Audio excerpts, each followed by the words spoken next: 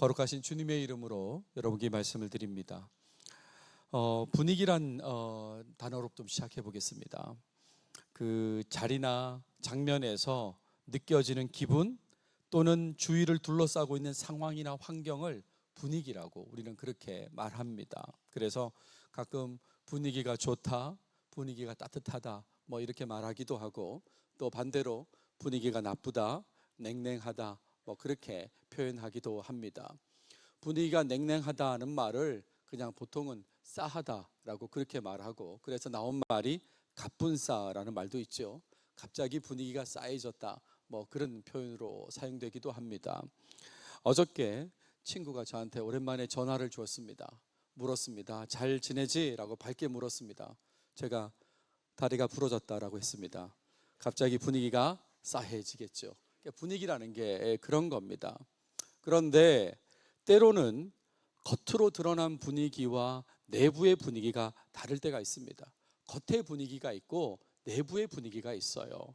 무슨 말이냐면 겉으로는 슬픔의 분위기지만 속으로는 매우 기쁜 분위기가 있다, 이런 거죠. 반대로 겉으로는 기쁨의 분위기이지만 속으로는 매우 슬픈 분위기가 있을 때가 있어요. 그러니까 외부 사람들은 잘 모르죠. 겉의 분위기만 알겠죠. 그러나 내부 사람은 그 속의 분위기를 아는데 속의 분위기는 완전히 반대일 경우도 있다, 이런 말입니다. 설교를 준비하면서 제 여동생 결혼식이 생각이 났습니다. 2005년도에 결혼식이 있었는데, 여러분 결혼식이라는 분위기가 어떻습니까? 기쁘고 즐거운 분위기지 않습니까? 그런 분위기입니다. 겉으로의 분위기는 그런 분위기입니다. 그런데 내부인으로서, 오빠로서, 또 아들로서의 제가 본 분위기는 매우 우울한 분위기죠. 어머니의 건강 상태를 걱정해야 되는 그런 결혼식이었던 것입니다. 실제로 동생이 결혼하고 20여일 만에 어머니는 소천하셨습니다. 그러니까요. 소천하기 전에 딸의 결혼식을 봐야 되겠다라고 하는 그런 상태로 진행되었기 때문에 겉의 분위기는 굉장히 밝고 기쁘고 좋지만 내부인으로 바라본 그 분위기는 굉장히 어렵고 힘든 그런 상황이었죠. 이런 분위기가 있을 수 있다, 이런 말입니다. 설교를 준비하면서 갑자기 조용필의 그 겨울의 찻집이라는 노래가 생각이 났습니다. 아시죠? 뭐 나이가 있으신 분은 좀 아실 거예요. 바람 속으로 걸어갔어요. 이른 아침에 그 찻집으로 시작하는데 아주 유명한 가사가 나옵니다. 아, 웃고 있어도 눈물이 난다. 웃고 있는데도 눈물이 나는 그런 분위기가 있어요. 겉의 분위기와 속의 분위기가 다르다, 이런 말입니다. 대학생 시절에 많이 불렀던 찬양 중에 People of the Lord라는 찬양이 있습니다. 우리말로도 번역이 돼서 우리는 한 몸이라고 이렇게 번역돼서 불리기도 하는데, 멜로디가 매우 밝고 그렇게 부드럽게 이렇게 흘러가고 가사도 좀 밝은 가사들이 주를 이룹니다. 한 몸입니다. 우리는 한 주님을 섬깁니다. United in the Spirit, 성령 안에서 연합해 가지고 We are going forth, 우리는 앞으로 나갑니다. 그러면서 같이 부르는 거예요. We are the people of the Lord, 우리는 주님의 백성입니다. 우리는 거룩한 나라입니다. 선택된 세대입니다. Called to show forth His praise, 그분을 찬양하기 위해서 부름받은 사람들입니다. 이렇게 이제 찬양하는 그런 곡인데, 어느 날 앞에 나선 분이 그런 얘기를 하는 거예요. 이 찬양이 그냥 마냥 밝게 보이는 거냐, 그런 찬양인 줄 아느냐, 그러면서 가사를 하나 주목하게 했는데 이 부분입니다. With His praise on our lips, 입술로 그분을 찬양하면서, 그러면서 and a sword in our hands, 우리 손에 칼을 들고 검을 들고, 이런 말이잖아요. We are marching on with power, 힘있게 전진해 가는 거예요. As we possess this land, 이 땅을 차지하면서. 그러니까 어떤 느낌입니까? 우리 손에 칼을 들고 정복해 가면서 가는, 전진해 가는 그런 찬양이라는 거죠. 그러니까 전체 내용과 멜로디의 분위기는 부드럽지만 실제 내용의 분위기는 매우 거칠고 장엄하고 그런 내용이라는 거죠. 겉의 분위기와 속의 분위기가 다를 수 있다, 제가 지금 그 말씀을 드리고 있습니다. 우리는 다시 성탄 시즌을 맞이했습니다. 여러분 삶의 성탄 시즌을 지금 몇 번째 맞이하고 있습니까? 2024년 또 지나서 2025년은 또다시 성탄 시즌을 맞이하게 됐는데, 이 시즌의 성탄절의 분위기를 한번 좀 생각하시면 좋겠다는 말씀을 드려요. 겉으로 드러난 분위기, 함께 속에 담겨져 있는 분위기, 그 분위기도 한번 파악해보자 이런 말이죠. 그래서 성탄절에 하나님과 더욱 가까운 내부인, 내부 사람으로서, 내부 사람만 그 속의 분위기를 알 수 있거든요. 그러니까 정말 하나님과 더욱 가까운 내부 사람으로서의 삶을 살아가는 여러분 모두가 되시면 좋겠습니다. 일단 성탄절 분위기 하면 핵심은 하나님의 사랑이잖아요. 성탄절 하면 하나님의 사랑이 강조됩니다. 본질상 진노의 자녀인 우리입니다. 본질상 진노의 자녀입니다. 바꿔 얘기하면 구원 가능성이 없는 그런 존재들이다 이런 말이죠. 전혀 우리 힘으로는 구원받을 수 없어요.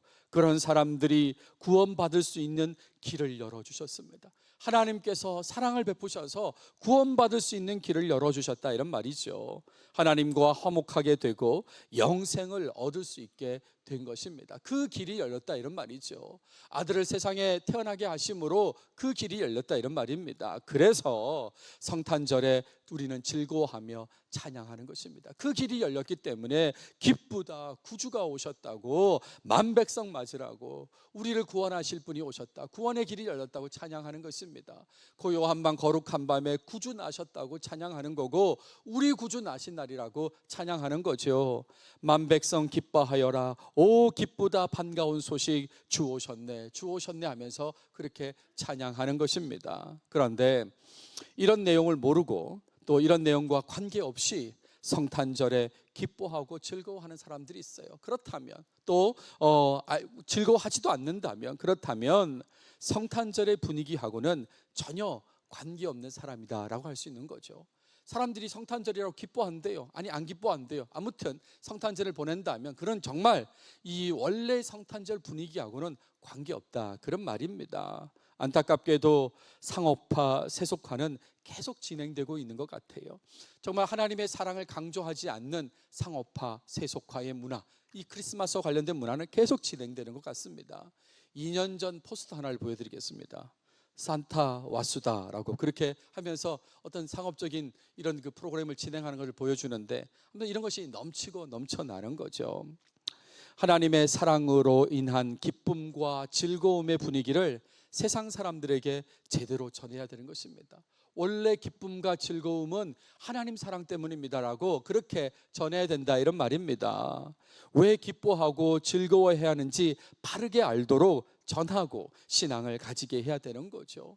사람들이 그냥 메리 크리스마스라고 인사한다면 왜 메리 크리스마스라고 인사해야 되는지, 왜 기뻐해야 되는지 하나님의 사랑과 함께 제대로 전해야 된다 이런 말이죠.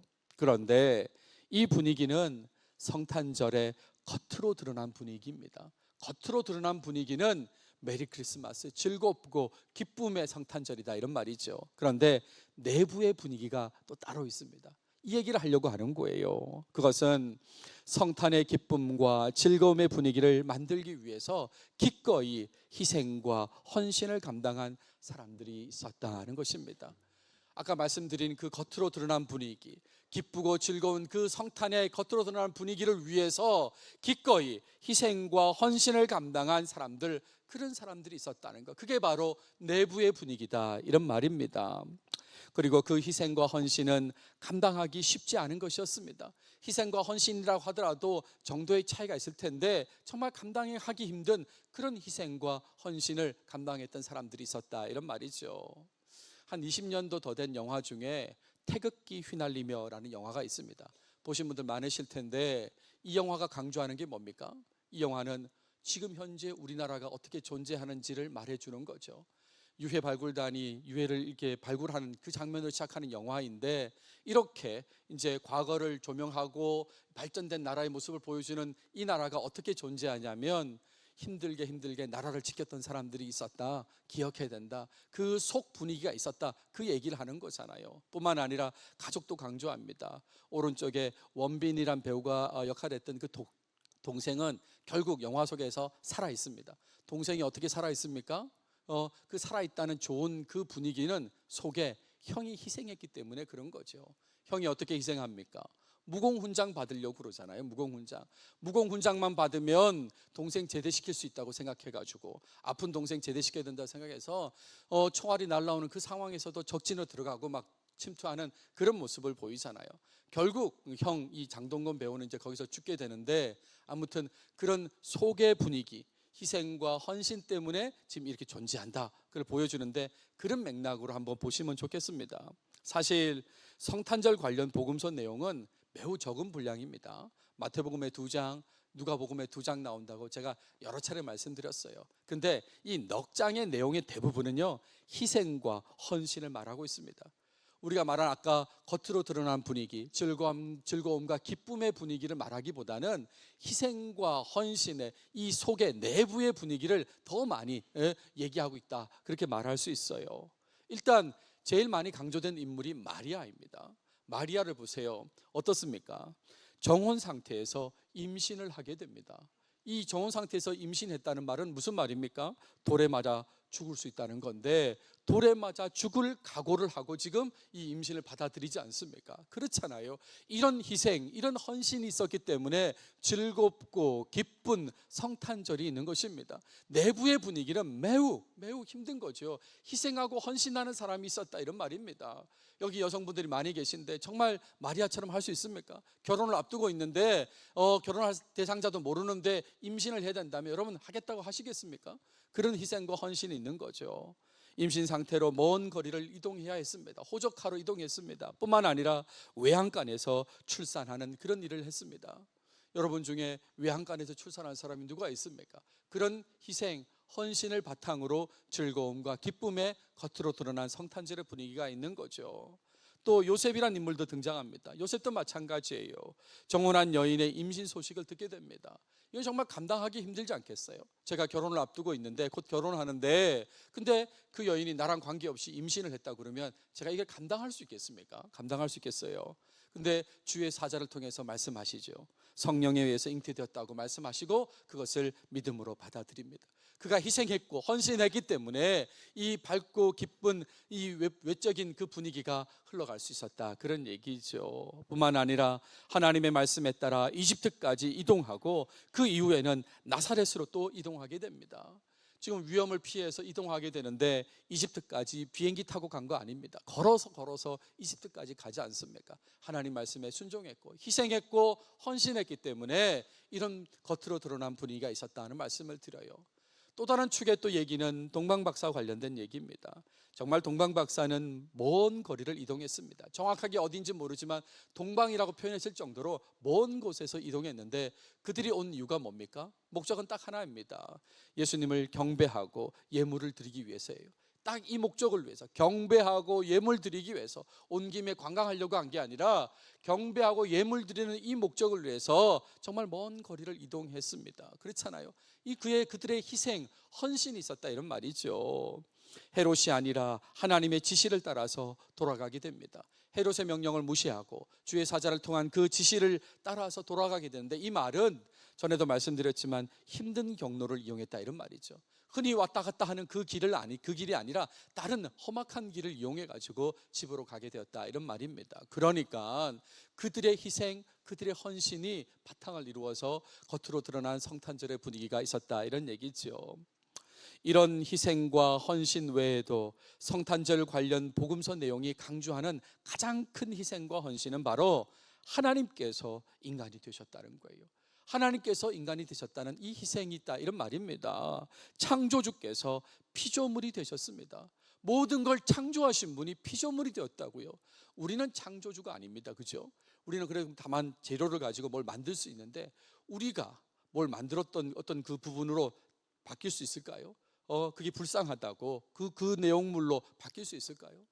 창조주께서 친히 피조물이 되시는 희생을 하셨습니다. 근데 오셨을 때 피조물로 좀 그래도 잘 나가는 피조물, 그런 위치에 계셨던 게 아니라 구유에 누우셨습니다. 구유에요. 짐승들의 밥통인 그 먹이통에 누우셨다, 이런 말이죠. 그런 희생이 있었다, 이런 말이에요. 또 탄생 직후에 죽이려는 자가 있었지 않습니까? 그런 험악한 분위기에서 이 땅에 오셨습니다. 뿐만 아니라 하나님의 뜻에 따라 이름은 예수라고 지었다 그랬죠. 예수란 이름이 무슨 뜻입니까? 구원자란 말이고, 이 구원은 어떻게 진행되는 걸 우리는 다 알고 있어요. 십자가를 통해서 구원이 이루어진다는 걸 알기 때문에 이미 예수님은 이 땅에 오실 때부터 십자가를 지시기로 그렇게 작정되어서 오신 분이다, 이런 말이죠. 이런 희생, 이런 헌신을 통해서 밝고 즐거운 외적인 성탄절의 분위기가 있는 것입니다. 이렇게 성탄절 관련 내부의 분위기는 겉으로 드러난 분위기와는 많이 다르다는 걸 아셔야 돼요. 정말 많이 다르지 않습니까? 희생과 헌신을 드러내는 사람들이 있었기 때문에 기쁨과 즐거움의 분위기가 겉으로 나타날 수 있었다, 이런 말입니다. 성탄 시즌에 이 점에 주목하신다면 더욱 하나님과 가까워질 것입니다. 겉의 분위기뿐만 아니라 이 내부의 분위기에 주목하신다면 하나님과 더 가까워질 것입니다. 그게 바로 내부인이 되는 길이다, 이런 말이죠. 내부 사람이 되는 것입니다. 내부 사람이 아니면 내부의 속의 어떤 분위기를 모르잖아요. 근데 여러분, 이 분위기를 아시고 내부 사람이 되시길 바라요. 일단 겉으로 드러난 성탄절 분위기의 기쁨과 즐거움을 사람들이 바르게 알도록 하나님의 사랑을 전해야 됩니다. 이건 당연한 거죠. 이미 겉으로 드러난 분위기는 다 잘 알고 있고, 그리고 그 즐거움과 기쁨은 하나님 사랑과 연결돼요. 그러니까 그걸 바르게 알도록 사람들한테 전해야 됩니다. 그런데 거기서 멈추지 않고 내부의 분위기를 아는 자로서 성탄 시즌에 주님을 위해서 희생과 헌신을 드러내는 그런 삶도 살아야 되는 거죠. 내부의 분위기를 아는 사람은 성탄절은 마냥 기쁘고 즐거운 게 아니라 희생과 헌신을 드려야 되는구나, 그걸 알게 되는 것입니다. 그런 삶을 당연하게 여겨야 되는 거죠. 성탄절은 어떻게 보내야 돼? 당연히 희생하고 헌신하며 보내야 돼, 이렇게 당연하게 받아들여야 된다, 이런 말입니다. 이런 연장선에서 갈렙을 생각해 보려고 합니다. 성탄 시즌에 국내 단기 선교를 진행하면서 갈렙이라는 인물을 한번 생각해 보고자 한다, 이런 말이에요. 이스라엘이 전체적으로 가나안 땅 정복을 마쳤습니다. 그 이후에 이제 분배 과정을 진행하는데 그 과정에서 누구보다 희생과 헌신의 모습을 보여준 사람이 바로 갈렙이라는 사람이죠. 그런 희생과 헌신의 모습은 앞서 언급했던 성탄절의 내적인 분위기하고 그렇게 연결된다라고 할 수 있겠습니다. 땅의 분배 과정에서 갈렙이 여호수아에게 요청합니다. 헤브론 땅을 달라고 그렇게 요청합니다. 근데 이 헤브론 땅은 매우 힘든 땅이에요. 오늘 본문 15절에 보시면 헤브론의 옛 이름은 기럇 아르바라. 아르바는 아낙 사람 가운데서 가장 큰 사람이었더라. 아낙 사람 자체가 큰데 그 중에서 가장 큰 사람이 사는 아르바, 이 기럇 아르바라고 불리는 헤브론 땅을 달라고 한 거예요. 요즘으로 치면 험지를 정복해서 차지하겠다고 한 거죠. 가끔 정치권에서 험지 출마 뭐 이런 얘기 하지 않습니까?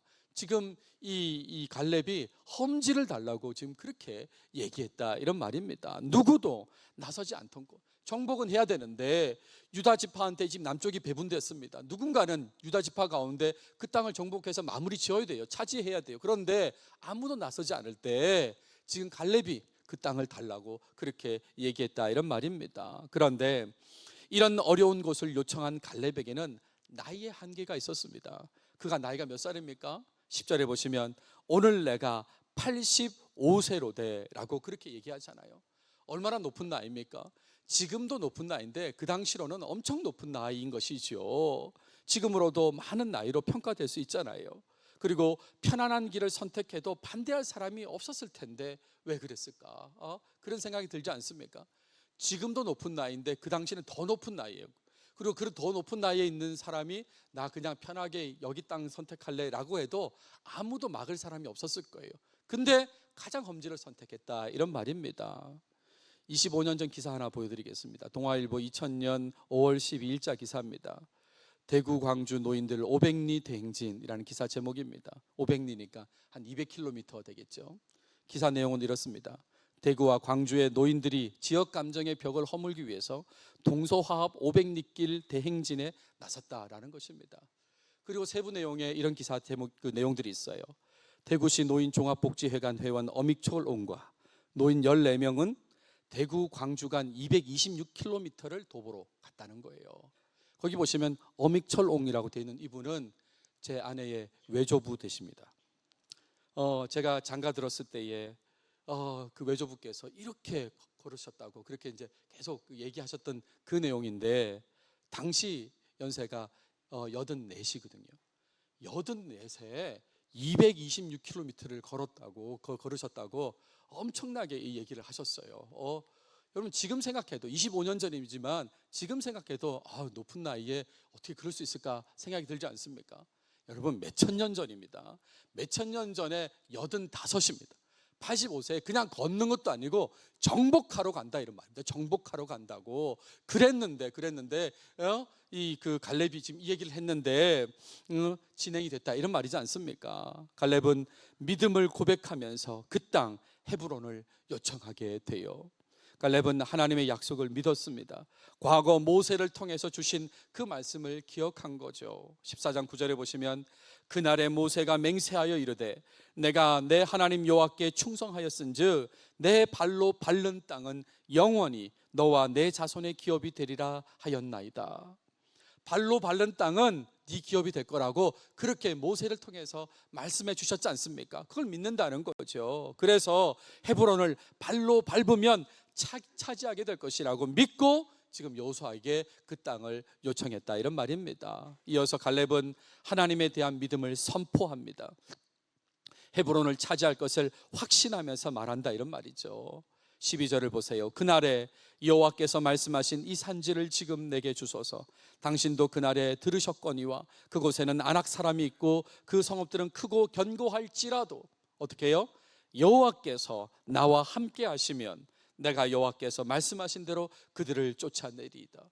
하나님이 주신다고 그랬고 그 하나님이 함께 하시면 쫓아낼 것입니다. 아낙 자손이라고 해도 가장 큰 아르바 사람이 산다 하더라도 내가 85세라고 하더라도 쫓아낼 것입니다. 그래서 하는 말이 뭡니까?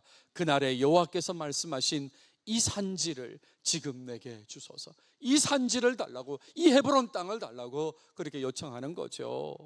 갈렙도 현실적인 어려움을 모르는 것이 아닙니다. 알고 있습니다. 그러니까 아낙 사람이 있고 그 성읍들은 크고 견고하다고 그렇게 말하잖아요. 알고 있습니다. 하지만 하나님 약속의 말씀을 믿고 그 믿음을 선포하면서 그 땅을 달라고 얘기하는 거죠. 여러분 갈렙은 말만 이렇게 하지 않았습니다. 말만 이렇게 하고 사람들이 말려가지고 결국 안 갔더라 이게 아니라 말로만 한 게 아니라 행동으로 옮겼습니다. 실제로 헤브론 땅을 차지하려고 움직였던 것이죠. 그래서 14절에 보시면 헤브론이 그니스 사람 여분네의 아들 갈렙의 기업이 되어 오늘까지 이르렀으니 라는 그런 내용이 나오잖아요. 차지해야 될 땅이지만 다들 아낙 자손들을 두려워하고 주저할 때에 그때에 믿음 속에서 희생과 헌신의 모습을 보인 갈렙의 모습, 이 모습을 기억하시면 좋겠습니다. 이 갈렙의 희생과 헌신, 이 헌신은 성탄절의 내부적인 분위기와 이게 연결되지 않습니까? 뿐만 아니라 단기 선교하고도 잘 연결된다고 그렇게 말할 수 있겠습니다. 성탄 시즌에 진행되는 이 단기 선교가 하나님께 영광을 돌리는 모습으로 잘 진행이 되려면 교회 모든 구성원들이 희생과 헌신의 길을 걸어야 된다, 이 말씀을 드리려고 하는 것입니다. 여러분 단기 선교 팀원도 있고 또 팀원으로 가지 않는 분도 있지만 이 단기 선교가 온전히 하나님께 영광을 돌리려면 모든 구성원들이 이 성탄 시즌에 더욱더 희생하고 헌신하려고 내부 사람이 돼야 된다, 그 얘기를 지금 하고 있는 것입니다. 마리아처럼, 요셉처럼, 동방박사처럼, 또 갈렙처럼 당연히 희생하고 헌신하는 모습을 보여야 된다, 이런 말이죠. 김해에 거주하는 무슬림들에게 성탄의 참된 기쁨과 즐거움을 주기 위해서 필요한 것은 뭡니까? 목양교회의 희생과 헌신인 것이죠. 그들에게 겉으로 드러난 그 성탄절의 밝은 기쁘고 즐거운 그 분위기를 잘 제대로 전달하려면 목양교회의 희생과 헌신이 필요하다, 이런 말입니다. 약속의 말씀을 믿고 꺼려하는 일이라도 먼저 하려는 모습, 그런 희생의 모습, 헌신의 모습을 보여야 된다, 이런 말입니다. 우리에게도 주님께서 약속의 말씀을 주셨어요. 마태복음 28장에 보시면 지상명령을 주시잖아요. 그러므로 너희는 가서 모든 민족을 제자로 삼아, 그러면서 끝부분에 약속의 말씀을 주십니다. 볼지어다 내가 세상 끝날까지 너희와 항상 함께 있으리라 하시니라. 하나님이 함께 하신다고요. 항상 함께 하신다고 약속해 주셨으니까 갈렙처럼 그 약속의 말씀을 믿고 희생하고 헌신하는 길로 가야 된다, 이런 말이죠. 살면서 잊혀지지 않는 그런 기억들이 있지만 그 중에 저한테는 하나가 있는데 그건 코스타 수련회의 한 부분입니다. 미국에서 청년부를 담당하면서 때마다 청년들을 데리고 시카고 휘튼 칼리지에서 진행되는 코스타 수련회에 참석을 했습니다. 그 수련회에서 잊혀지지 않는 한 부분은 뭐냐면 수련회 모든 일정 동안 중보 기도만 하는 사람들이 있었다는 거예요. 수련회 일정에 제대로 참여하지 않고 따로 한 공간을 잡아서 처음 시작할 때부터 끝날 때까지 중보 기도만 하는 거예요. 그 수련회가 잘 되도록, 예수 믿는 사람들이 더 은혜를 받도록, 또 믿지 않는 사람은 예수 믿도록 그렇게 계속해서 중보하는 그런 사람들이 있었습니다. 이 일을 위해서 처음부터 헌신하고 수련회 장소로 이동한 사람들이에요. 와서 보니까 어쩌다가 필요해서 그 일을 하기로 한 게 아니라 집에서 출발하는 순간부터 나는 이번 수련회 일주일 동안 나는 중보 기도만 할 거야 라고 하면서 그렇게 참여한 사람들이 있었다는 거죠. 지금도 잊혀지지 않는데, 제가 이 말씀을 드리는 것은 선교팀원으로 활동하지 않는다 하더라도 여러분 기도하는 일에 헌신하며 동참해 주시겠습니까? 기도해 주시겠습니까? 정말 같은 교회 공동체로서 이 단기 선교에 기도로 동참해 주시겠냐, 제가 여쭙고 있습니다. 여러분, 기도하려고 하면요, 짧게 하려고 치면 그냥 짧습니다. 2초면 끝납니다. 단기 선교 잘 되게 해주세요라고 2초면 끝납니다. 근데 여러분, 기도해 보세요.